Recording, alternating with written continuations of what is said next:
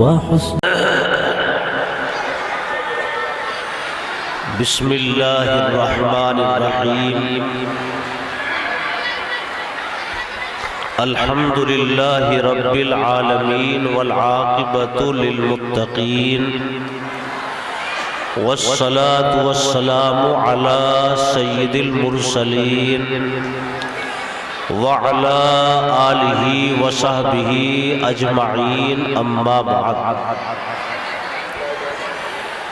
اعوذ باللہ من الشیطان الرجیم بسم اللہ الرحمن الرحیم یا ایہا الذین آمنوا قوا انفسکم واہلیکم نارا وقودها الناس والحجارہ صدق اللہ العلی العظیم۔ قابل قدر حضرات علماء کرام اور معزز حاضرین جلسہ، ہمارے بڑے اکابر علماء یہاں تشریف فرما ہے۔ حضرت مولانا محمد یامین صاحب مبلغ دارالعلوم دیوبند، اصل واعظ ان کا ہوگا، اور اس کے بعد حضرت مولانا عبدالخالق صاحب نائب محتم دارالعلوم دیوبند، حضرت کی نصیحت اور اس کے بعد دعا اور پھر نماز۔ یہ جلسہ زیادہ نہیں چلے گا، بہت ہی مختصر کر کے اور پھر جلسے سے فارغ ہو کے نماز ادا کی جائے گی۔ اس لیے جو یہ چلت پھرت کا ماحول بنا ہوا ہے، تھوڑی دیر کے لیے اس کو ختم کر لیں، بچے بھی اطمینان سے بیٹھے اور بڑے حضرات بھی سکون کے ساتھ اور قدر کے ساتھ دین کی باتیں سنیں۔ آپ حضرات بھی قریب آ جاؤ ماشاءاللہ۔ آج تو تمہارے سے قریب بیٹھنے کا موقع ملا ہے، اب بھی تم دور بیٹھ گئے۔ آ جاؤ، یہاں ہو ماشاءاللہ، یہاں سے اٹھ جاؤ، جب جگہ نہیں ہوگی جب بیٹھ جانا۔ آ جاؤ بھائی، کھانا بھی بند کر دو، کھانا بھی نماز کے بعد ہوگا۔ دو کھانے ایک ساتھ جمع کیوں کر دیے؟ جو یہ ہمارے علماء کی نصیحتیں ہیں، یہ بھی تو روحانی غذا ہے اور وہ جسمانی غذا ہے، تو یہ تو دونوں میں ٹکراؤ کر رکھا ہے، اس لیے کھانے کو بند کر دیا جائے۔ اور جو ہمارے مدرسے کے اساتذہ ہیں وہ سب کو بٹھائے وہاں جا کر، کچھ طلبہ کھڑے ہوئے ہیں، کچھ مہمان ہیں۔ یہ چلت پھرت کا ماحول بہت کم وقت کے لیے ختم کر کے جلسہ گاہ میں بیٹھے۔ میں تو بہت مختصر وقت کے لیے آپ کا ماحول بنانے کے لیے، بٹھانے کے لیے یہاں بیٹھ گیا ہوں، ورنہ حضرت مولانا محمد یامین صاحب مدظ اللہ العالی، ان کا قیمتی وعظ ہوگا، اس لیے ان کے وعظ سے پہلے ایک ماحول بنانے کے لیے میں آپ کے سامنے ہوں۔ بس سب اطمینان سے بیٹھ جائے۔ ادھر سے جو بچوں کی آواز آ رہی ہے اس کو بھی ختم کرو، اور پھر سامنے کوئی کھڑا نہ ہو، سب بیٹھے، کھانے کو بالکل بند کر دو، نماز کے بعد کھانا ہوگا۔ جلسے کی دعا کے بعد نماز ہوگی، اس کے بعد کھانا ہوگا، اس لیے کھانا بالکل ختم۔ اب یہاں جو علماء دین کی باتیں بتائیں گے وہ بھی روحانی غذا ہے، اس غذا کو حاصل کرنے کے لیے ہمیں یہاں بیٹھنا چاہیے۔ خیر، میں نے قرآن پاک کی ایک آیت پڑھی ہے چھوٹی سی،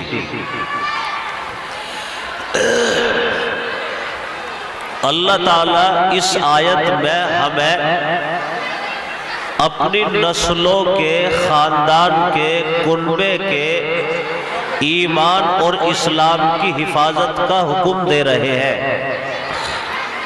دیکھو ہمارے پاس سب سے زیادہ قیمتی سرمایہ اور دولت جو ہے وہ ہماری نسلیں ہیں۔ اللہ تعالیٰ نے ہمیں جو نسلیں عطا فرمائی ہے، اس سے قیمتی دولت اور سرمایہ کچھ نہیں ہو سکتا۔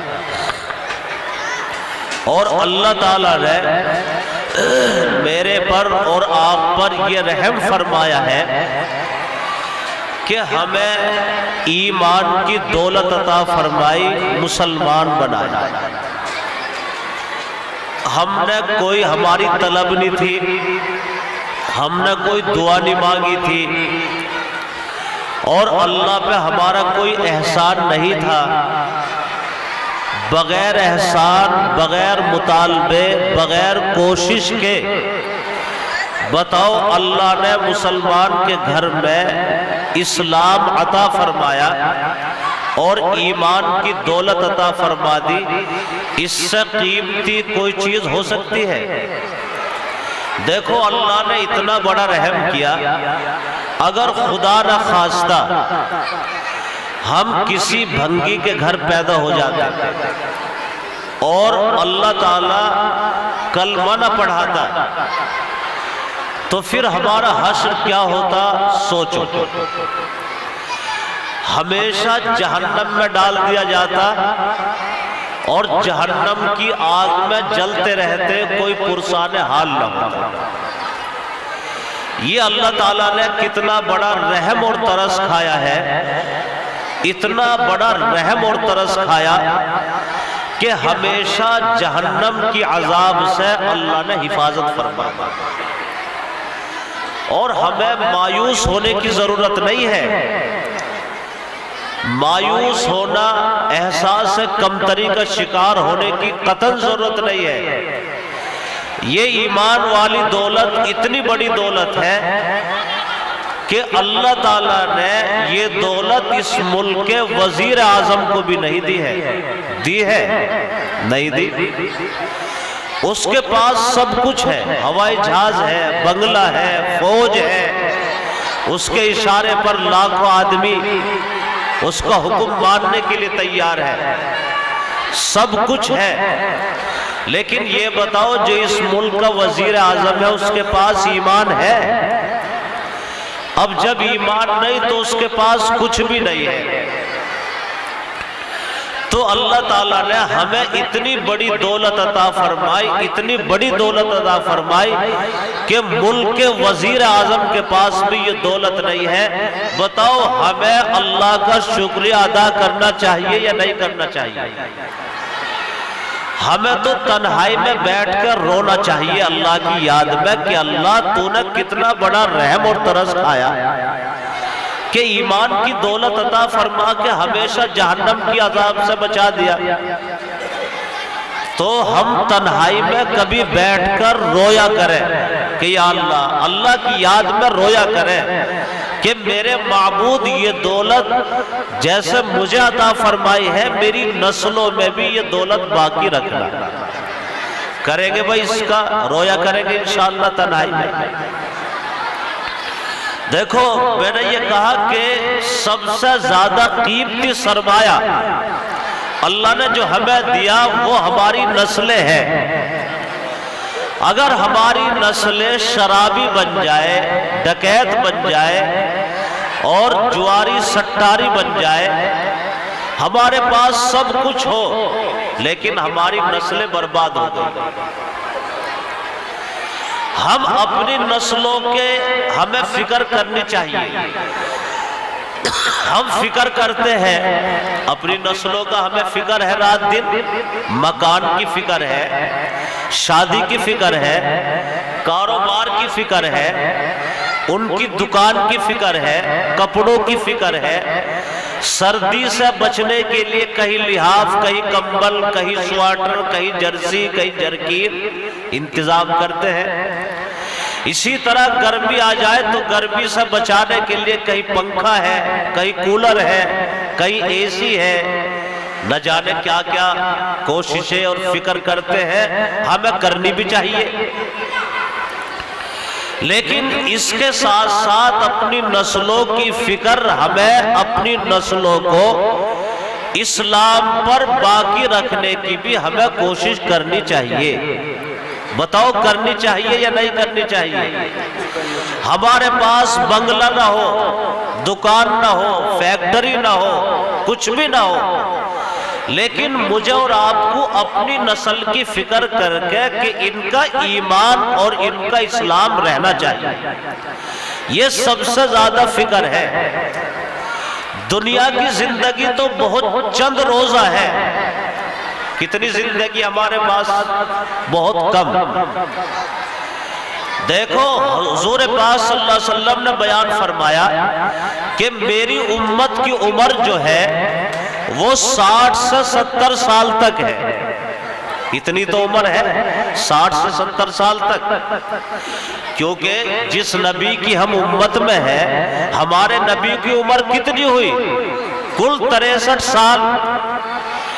تو جس امت کے نبی کی عمر 63 سال ہو، اس امت کی عمر کتنی ہوگی؟ حضور نے فرما دیا کہ 60 سے 70 تک ہے۔ وہ الگ بات ہے کہ کچھ لوگ 80 کے ہو جائے، 90 کے ہو جائے، 100 کے ہو جائے، اور 100 سے اوپر تو اکا دکا پورے علاقے میں 1-2 آدمی پہنچتا ہے، ورنہ تو 60 سے 70 سال تک ہے۔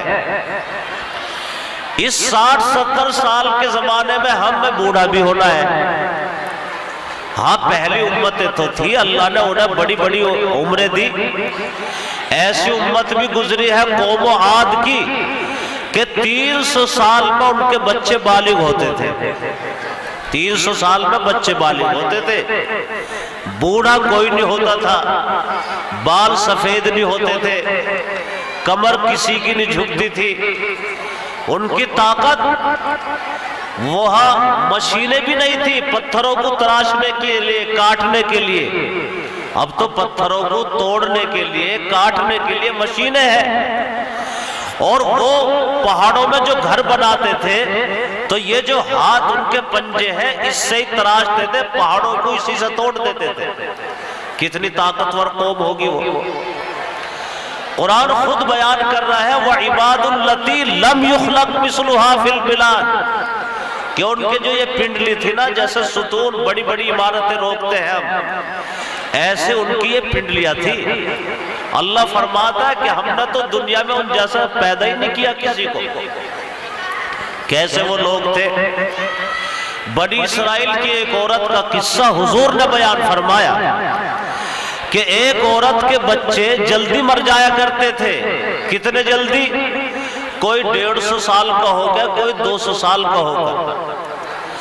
ایک بچہ 150 سال کا ہو کے مرا تو وہ اپنے بچے کو رونے بیٹھ گئی بڑھیا کہ میرے بچے، تو نے تو ابھی زندگی کی بہاریں بھی نہ دیکھی تھی، ابھی تو نے کیا دیکھا؟ کچھ بھی نہیں، تو اتنی جلدی مر گیا۔ ایک شخص نے کہا وہی تسلی دینے کے لیے کہ ذرا صبر تو کرو، ایک امت ایسی آنے والی ہے کہ ان کے تو بوڑھے 60-70 سال کے ہو کے مر جایا کریں گے، تمہارا بیٹا کم سے کم 150 سال کا ہو کے تو مرا ہے۔ تو وہ سنبھل کے بیٹھی۔ اس نے کہا کہ اچھا ایسے لوگ بھی آئیں گے، ایسی امت بھی۔ پھر اس نے کہا کہ کیا وہ رہنے کے لیے زمین پہ مکان بنائیں گے؟ اس سے کہا کہ اچھا مکان، وہ تو عالیشان کوٹھی بنائیں گے۔ تو اس بڑھیا نے کہا کہ عالیشان کوٹھی اتنی سی عمر کے لیے، اگر میری زندگی اتنی ہوتی تو میں تو ایک درخت کے نیچے بیٹھ کے گزار دیتی 60-70 سال، اس کے لیے تو میں ایک کوڑے بھی نہ بناتی۔ تو ایسی امتیں تو پہلے گزری ہے، اللہ نے ہمیں تو بس 20-22 سال کی عمر دی ہے۔ اندازہ کر لو، اگر 70 سال کی ہے تو 15 سال تو بچپنے کے چلے گئے جو کہیں بھی نہیں لگتے۔ چلے گئے 15، 70 میں سے 15 ختم کرو کتنے بچے؟ 55، اور 55 میں آدھے سونے میں چلے گئے، کتنے بچے 55 کے آدھے؟ 27.5 سال، اور 5 سال کے بڑھاپا لگا لو تو ہمارے پاس تو بس 20 یا 25 سال کی زندگی ہے، اور اس زندگی کے لیے بس کیا سمجھو کیا کیا خیال اور پروگرام بنے ہوئے ہیں۔ اتنی سی زندگی ہے ہمارے پاس زیادہ وقت نہیں ہے، بہت کم وقت ہے، اس لیے ہمیں اپنے اس وقت کی قدر کرنی چاہیے، اور اتنے سے وقت میں ہم جانور بن کے پوری زندگی گزار دیتے ہیں۔ پہلی جو زندگی ہماری جوانی کی ہے نا، جوانی میں آدمی بالکل گدھا بنا رہتا ہے اگر دین سے دور ہے، گدھا، کمانے کی فکر، رات دن دھن ہے کہ پیسہ ہاتھ لگنا چاہیے کیسے بھی ہو۔ تو کچھ وقت تو گزر گیا گدھے میں، اور پھر جب بچے جوان ہو جاتے ہیں اور اس کی کوئی سنتا نہیں، وہ بچے کہتے ہیں کہ یہ تو پرانے مزاج کا آدمی ہے، اس کے پرانے خیال ہیں، تو وہ کتے کی طرح بھونکتا رہتا ہے، کتا بن کے زندگی گزار رہا ہے، سنتا کوئی نہیں، کوئی ادھر کو جا رہا ہے، کوئی ادھر کو جا رہا ہے۔ پھر جب بڑھاپا آتا ہے تو بڑھاپے میں بچے اپنے کاروبار پہ کھڑے ہو کے جب سنتے نہیں تو یہ الو کی طرح دیکھتا رہتا ہے، گھور گھور کے کہہ تو نہیں کچھ سکتا، کیونکہ ڈر ہے اگر تو کہے گا تو گھر سے باہر نکال دے جائے گا، تو الو بن جاتا ہے، گھور گھور کے دیکھتا ہے۔ تو پوری زندگی پہلے گدھا بنا، پھر کتا بنا، اور پھر الو بنا، اور مر گیا۔ اتنی اس کی زندگی ہے۔ اس لیے میرے بھائیوں اور بزرگوں، تفصیل میں نہ جاتے ہوئے بہت مختصر کر کے دیکھو، اللہ تعالیٰ کا ایک اصول ہے، اللہ تعالیٰ کا اصول یہ ہے کہ ایک کام کو سب نہ کریں بلکہ سب کام کو سب کریں۔ اللہ یہ نہیں چاہتا کہ تم سب ڈاکٹر ہی بن جاؤ۔ بتاؤ اگر سب ڈاکٹر بن گئے تو علاج کون کرائے گا؟ اللہ نہیں چاہتا، اللہ چاہتا کچھ ڈاکٹر بنے۔ اللہ کا مزاج یہ بھی نہیں ہے کہ سب مستری بن جائے، اگر سب مستری بن گئے تو کام کون کرائے گا؟ کچھ مستری بنو۔ اللہ تعالیٰ یہ بھی نہیں چاہتا کہ سب انجینئر بنے، اگر سب انجینئر بن گئے تو نقشے کون بنوائے گا؟ تو اللہ کا مزاج یہ ہے مستری بھی ہو، مزدور بھی ہو، ڈاکٹر بھی ہو، وکیل بھی ہو، اور جج بھی ہو۔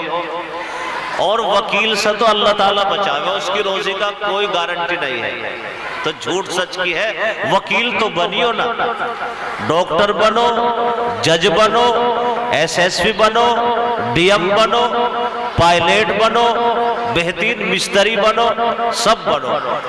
تو اللہ یہ چاہتا ہے کہ ایک کام کو سب نہ کرو، کچھ مستری، کچھ مزدور، کچھ کسان، اور کچھ ہاتھ سے کام کرنے والے، یہ اللہ کا مزاج ہے۔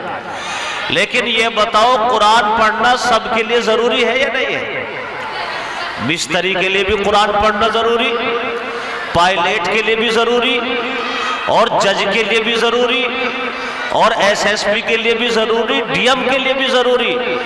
تو قرآن پڑھنا سب کے لیے ضروری ہے، چاہے کوئی کچھ بھی رہے۔ اب قرآن شریف پڑھ کے مسلمان کے لیے لازم اور ضروری ہے کہ مسلمان کا بچہ پہلے مسلمان بنے، اور مسلمان بننے کے بعد کچھ بھی بنے، کوئی منع نہیں کرتا۔ تو میرا اور آپ کی جو نسل ہے آنے والی، اس ملک میں بتاؤ مسلمان رہنی چاہیے یا نہیں رہنی چاہیے؟ رہنی چاہیے۔ حدیث پاک ہے، اللہ کے نبی فرماتے کل مولود یولد علی فطرت الاسلام، کہ ہر بچہ پیدا ہونے والا چاہے وہ کسی کی گود میں پیدا ہو، مسلمان پیدا ہوتا ہے۔ جاٹ کے گھر پیدا ہو، بنیے کے گھر پیدا ہو، سکھ کے گھر پیدا ہو، غیر مسلم کے گھر پیدا ہو، مسلمان کے گھر پیدا ہو، اس دنیا میں جو بھی بچہ آئے گا اللہ اس کو مسلمان پیدا کرتا ہے، اور پھر اس کے ماں باپ اگر جاٹ ہے تو جاٹ بنا لیتے ہیں، سکھ ہے وہ سکھ بنا لیتے ہیں، جینی ہے وہ جینی بنا لیتے ہیں، اور غیر مسلم ہے وہ غیر مسلم بنا لیتے ہیں، عیسائی بنا لیتے ہیں، یہودی ہے وہ یہودی بنا لیتے ہیں۔ لیکن اللہ کا اتنا بڑا کرم ہے کہ ہر پیدا ہونے والے بچے کو اللہ مسلمان پیدا کرتا ہے۔ تو میرے بھائی میں تو ایک سوال کر کے بات ختم کر رہا ہوں، بتاؤ میرا اور آپ کا بچہ بھی اللہ نے مسلمان پیدا کیا ہے یا نہیں پیدا کیا ہے؟ پیدا کیا ہے۔ تو مسلمان کا بچہ اس ملک میں مسلمان رہنا چاہیے یا نہیں؟ رہنا چاہیے؟ زور سے بتاؤ ہاتھ اٹھا کے۔ رہنا چاہیے؟ ہاں اب لگا ہے کہ یہ جاننے میں جلسہ ہو رہا ہے۔ تو مسلمان کا بچہ مسلمان رہنا چاہیے، اس کے لیے کچھ انتظام کرنا ہوگا یا یوں ہی مسلمان رہ جائے گا؟ انتظام کرنا ہوگا یا نہیں؟ یہ جو ہمارے بزرگوں نے اور آپ حضرات نے جو مل جل کر یہ مدرسے قائم کیے ہیں، یاد رکھو یہ مدرسے پیٹ پالنے کے لیے نہیں ہے، پیٹ پالنے کے لیے نہیں ہے، یہ مدرسے روٹی روزی کمانے کے لیے نہیں ہے، یہ مدرسے اس لیے ہے کہ آنے والی مسلمانوں کی نسلیں اس ملک میں مسلمان رہے، اور مسلمان رہنے کے بعد پائلٹ بنے، جج بنے، ایس ایس پی بنے، ڈی ایم بنے، لیکن اس ملک میں مسلمان کی نسل مسلمان رہنی چاہیے، اس لیے یہ مدرسے بنے ہیں۔ ہمیں مدرسوں کو سمجھنا چاہیے، ہم نہیں سمجھ پا رہے ہیں مدرسوں کی اہمیت کو، ہم مدرسے چلاتے بھی ہیں، مدرسوں میں رہتے بھی ہیں اور مدرسوں کا تعاون بھی کرتے ہیں، لیکن ہم مدرسوں کی اہمیت کو نہیں سمجھتے۔ اگر مدرسوں کی اہمیت کو سمجھنا ہے تو سمجھا ہے ان تحریکوں نے، تنظیموں نے جو اسلام مخالف طاقتیں آج اس ملک میں یا دوسرے ملک میں جو اسلام مخالف طاقتیں ہیں، ان کو معلوم ہے کہ جب تک مدرسے رہیں گے تو اس ملک میں مسلمانوں کی نسل مسلمان رہے گی، اس لیے آج ایک پلیٹ فارم پر جمع ہو کر اسلام مخالف طاقتیں ان مدرسوں کو برباد کرنا چاہتی ہے کہ اگر مدرسے برباد ہو گئے تو پھر اس ملک میں مسلمان باقی نہیں رہیں گے۔ یہ پورا پروپیگنڈا ہے اور ساری اسلام مخالف طاقتیں ایک پلیٹ فارم پر جمع ہو چکی ہے۔ اس لیے میرے بھائی مدرسوں کی اہمیت کو ہمیں سمجھنا ہوگا۔ آپ ان علاقوں کا سفر کرو جہاں مدرسے نہیں ہے، اجمیر کے علاقے میں جائیے، جس شخصیت کے ہاتھ پر لوگ 90 لاکھ مسلمان ہوئے، اجمیر کا پورا دیہات پڑا ہوا ہے کہ مسلمانوں کی نسل اسلام پر باقی نہیں ہے۔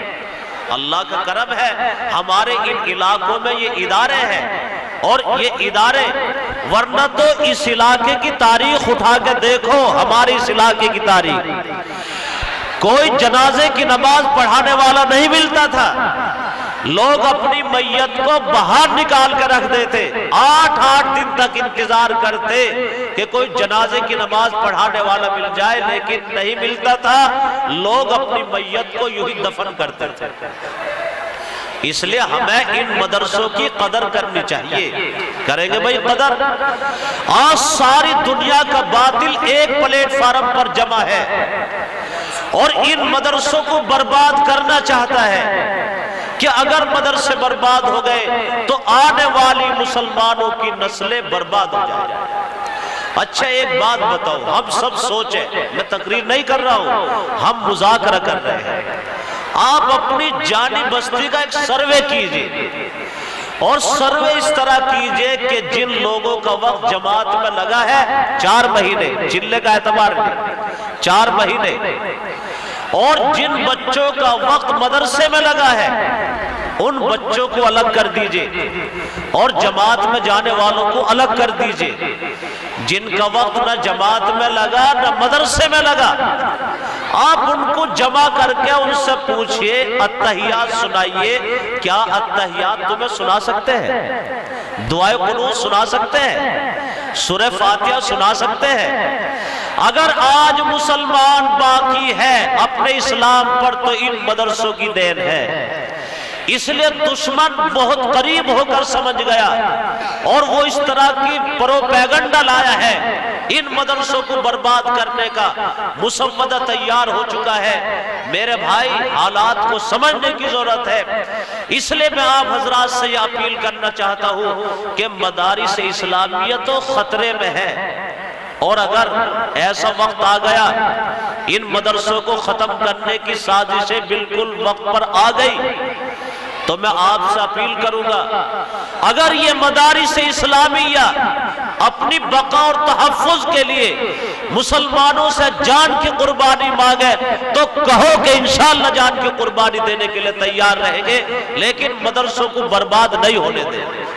دونوں ہاتھ اٹھا کر کہو۔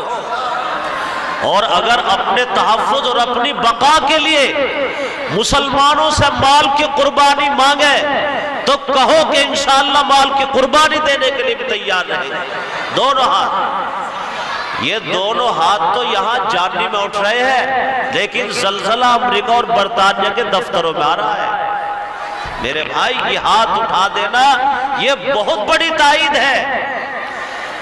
آپ کو معلوم نہیں ہے کہ جانی، شیطان سمجھتا ہے کہ جانی کتنے بہادر لوگوں کی ہے جانی، یہ بہادر لوگ بستے ہیں یہاں۔ تو اس علاقے کا سب سے بڑا شیطان جو ہے وہ علاقے کے سارے شیطانوں کو جمع کر کے کل سے یہاں بستر ڈال رکھا ہے اس نے، اور یہاں پڑا ہوا ہے۔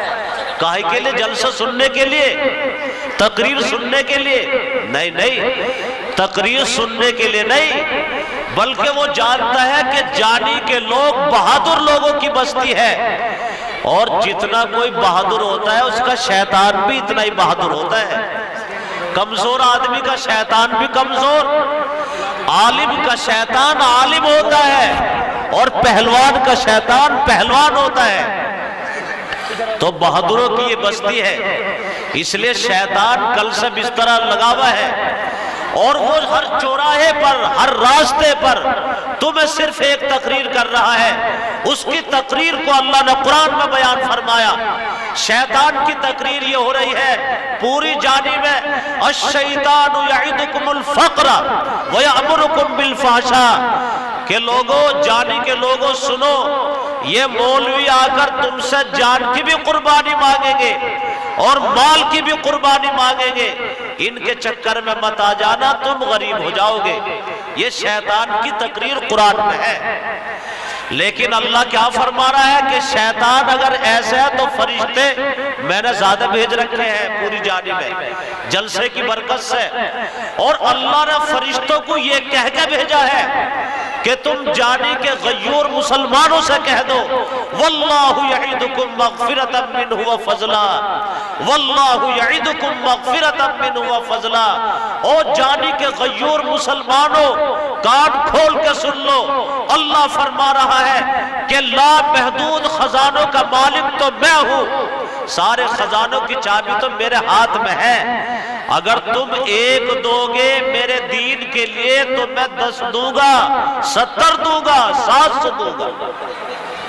اس کی قدرت کے نظارے تو ہم اکثر دیکھتے رہتے ہیں، ہم کسان ہیں، ہم نے زمین میں گیہوں کا ایک دانہ ڈالا، اللہ نے ایک دانے کے بدلے کتنے دے دیے؟ تربوز کا ایک بیج ڈالا، اللہ نے بیل پیدا فرما کے کتنے تربوز دے دیے؟ آم کی ایک گٹھلی تو لگائی تھی، اللہ نے تناور دخ پیدا فرمایا اور کتنے آم لگتے چلے گئے۔ بتاؤ وہ اللہ کی ذات کہ اس جسم کو باقی رکھنے کے لیے اگر ہم ایک دانہ ڈالیں، اللہ اس کے بدلے 100 بھی دیوے اور 1000 بھی دیوے۔ اس کے قرآن کو، دین کو، ایمان کو باقی رکھنے کے لیے اگر مسلمان ایک دے گا تو اللہ اس کے بدلے 70 اور 700 نہیں دے گا؟ بتاؤ دے گا یا نہیں دے گا؟